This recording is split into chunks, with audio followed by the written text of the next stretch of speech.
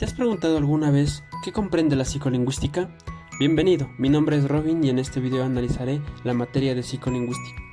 Para mejor comprensión la he dividido en dos partes, lenguaje, biología y cerebro y lenguaje, pensamiento y desarrollo, cada una con sus diferentes temáticas. Partimos entonces a responder, ¿qué es la psicolingüística? La psicolingüística es la parte de la psicología dedicada a estudiar las formas en que los seres humanos procesamos el lenguaje. Mantiene dos objetivos claros. Los cuales son explicar cómo comprendemos y producimos el lenguaje y además mencionar cuáles son los mecanismos cerebrales que permiten la expresión de nuestras ideas y la comprensión para los otros. De forma general, presenta mayor relación con la lingüística debido a su objeto de estudio, que es el lenguaje, pudiendo transmitir información. Además, mantiene dos campos importantes, la comprensión y la expresión. En forma general, en el pasado se menciona a la psicología como aquella que se dedicaba a investigar los mecanismos cognitivos que nos permitían comprender y producir, pero es en la actualidad con el desarrollo tecnológico lo que nos interesa en las investigaciones de neuroimagen. Se ha mantenido a través de reuniones y como dato mencionamos que en 1954 aparece por primera vez el término psicolingüística. Los personajes a destacar son Wundt, mencionando a la psicología como la ciencia capaz por la cual los seres humanos pueden emitir sus expresiones. Miller menciona el cambio en la metodología mencionada anteriormente, es la que se acerca más a la adecuada a hoy en día. Skinner con el conductismo nos da una teoría sobre el aprendizaje del lenguaje. Chomsky considera la oración como la unidad fundamental del lenguaje, de ahí su importancia. Los componentes del lenguaje son 4, discurso, morfemas, fonema y sintaxis. Por último mencionamos que los métodos de investigación son 2, estudio de la comprensión y producción de forma experimental y la observación, y las hipótesis son contrastadas por el método científico. Pasamos ahora a los fundamentos del lenguaje. Mencionamos entonces que el lenguaje es un sistema de códigos con la ayuda de los cuales se designan los objetos del mundo exterior, sus acciones, cualidades y relación entre estos, esto desde la perspectiva de Luria. ¿Te has preguntado alguna vez cuál es la diferencia entre el lenguaje humano y animal? La primera a la que nos remitimos es la doble articulación.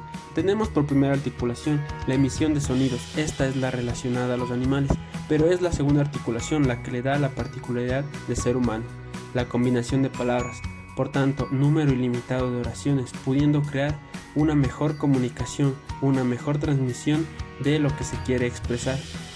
Además de esta presentan dos más. 1. La referencia simbólica, el pensamiento de nuestras mentes a través de las palabras, la producción y creatividad relacionada a la primera que mencionamos, la doble articulación. Es entonces que aparecen las conjeturas tradicionales, las cuales nos evocan teorías principales que establecen estructuras en el lenguaje. La teoría del wow wow, ay, ding dong, au y lala son de las más principales. Tercer contenido, la base biológica del lenguaje humano. Nos menciona a través de dos teorías la adquisición espontánea y temprana del lenguaje. Según Nicolás Fernández de Mortín, el niño debe estar inmerso en una comunidad. Esto se realizará a través de la interacción. Vega Cuetos, al contrario, nos habla de una capacidad innata.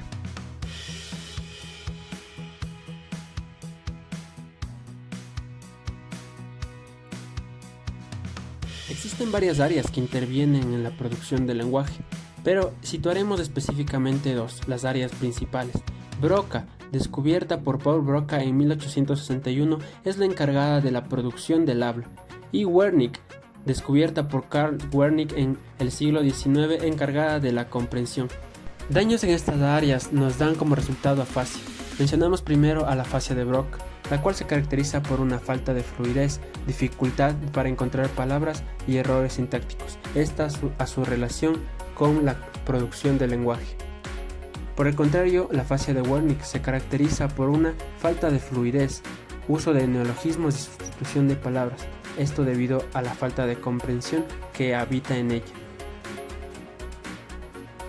En 1970, basado en las aportaciones de Wernicke, se crea un modelo denominado Wernicke-Werksch, que es el encargado para la demostración de las rutas de producción del lenguaje y la escritura mientras se escucha. Cuarto contenido, relación lenguaje y cerebro. Comprendemos que el área dominante para el lenguaje es el izquierdo, pero en personas que son más hábiles con la izquierda, el hemisferio predominante es el derecho. Esto se debe sencillamente a la lateralización. El control del hemisferio derecho e izquierdo deberá ser situado en la lateralización, la cual corresponde a una adecuada especialización, dependiendo de factores como el sexo, quien nos menciona que las mujeres son más bilaterales, la escolaridad y la edad, pues esta se debe adquirir a tempranas edades. Pregunta: ¿cuál es el proceso que realiza nuestro cerebro al emplear el lenguaje? Existen en la actualidad dos rutas específicas en las modalidades de habla, lectura y escritura. La ruta ventral, la cual es la que está más adelantada en nuestro cerebro, es la más rápida y se activa cuando se presentan palabras ya conocidas. La ruta dorsal, por el contrario, se activa en palabras no conocidas y es la más alejada, por tanto es la más lenta. Podemos decir entonces que ambas son importantes en la producción del lenguaje. Vamos ahora a mencionar al habla, como la utilización del lenguaje en la ruta ventral. Al comprender ya la imagen mental en nuestro cerebro, no hace falta recurrir a la memoria semántica y memoria auditiva para ser decodificada. La corteza auditiva primaria, el área de Wernicke, el área de Broca y la corteza motora primaria son necesarias. Al contrario, en la ruta dorsal, la imagen mental debe ser decodificada grafía a grafía, por tanto, se emplean más áreas, como el fascículo arqueado y el giro angular. Pasamos ahora a la lectura, la cual está comprendida como la comprensión del lenguaje escrito. En la ruta ventral, al igual que en el habla, al no conceder la palabra, la ruta dorsal se activa.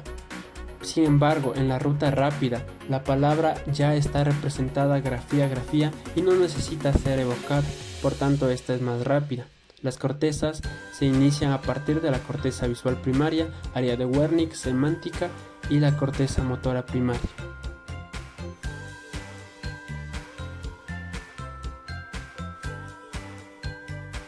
En la escritura, conocida como la expresión grafía del lenguaje, se encuentra la ruta ventral, que inicia con la corteza visual primaria. La grafía ya está representada, por tanto accede al área de Wernicke y al área de Exner. Esta es importante, ya que es la encargada de mostrarnos de forma espacial un manejo para la producción de nuestra escritura, el movimiento de nuestras manos. De igual forma en la ruta dorsal, donde se presenta de mayor medida el giro angular.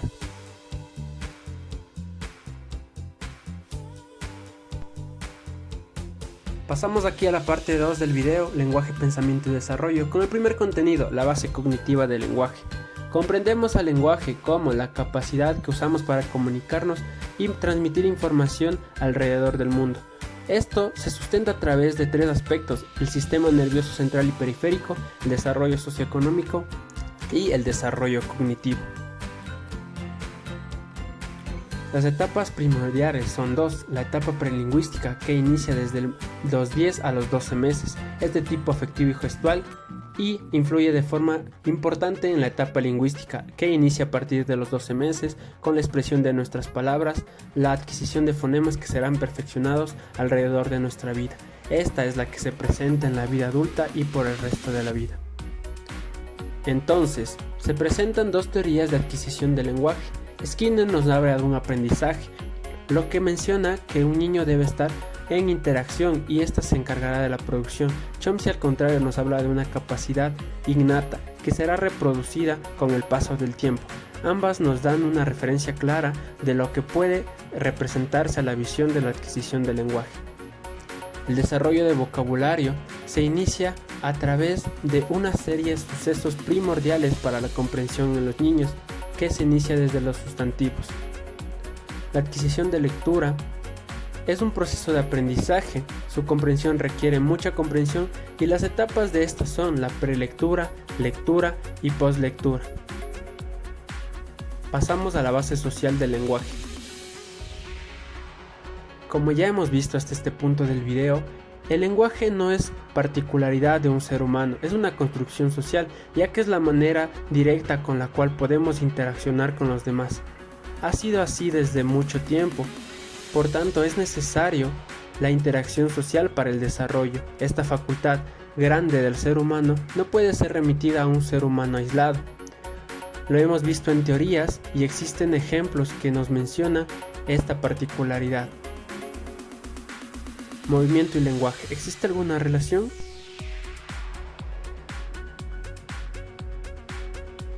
A través de ciertas investigaciones muy específicas, Luis Miguel Ruiz nos ha mencionado que sí, es importante cuidar la relación motriz y el lenguaje en las primeras etapas, mencionándonos que existe una relación muy apegada y que ésta puede influir en el desarrollo del niño, por tanto es importante. Como último punto veremos el desarrollo fonológico, léxico, semántico y sintáctico.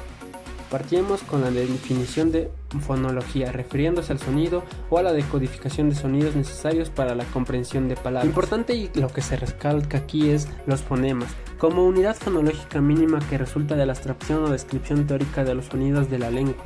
Es la producción de sonidos desde el momento en que nacemos, ejemplo de ello, los llantos y balbuceos.